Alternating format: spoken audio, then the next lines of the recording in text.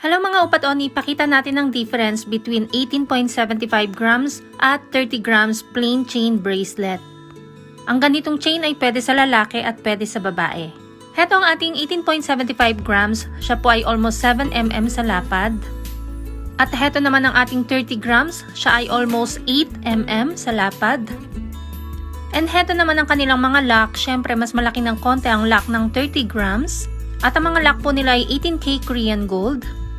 At ganito naman ang design pag suot na sila, 18.75 grams po ang pinakamababang grams para sa ganitong chain. Kung ayaw mo ng masyadong plain, pwede naman ganito may konting design, so mamili ka na lang kung alin sa dalawa. Plain or may design ay parehong pwede. Yung lapad ng chain ay magkakaiba, depende pa rin sa haba ng cm na ipapagawa mo. Maaring ang 16 cm ay mas malapad ng konti kaysa sa 19 cm kahit pareha sila ng grams.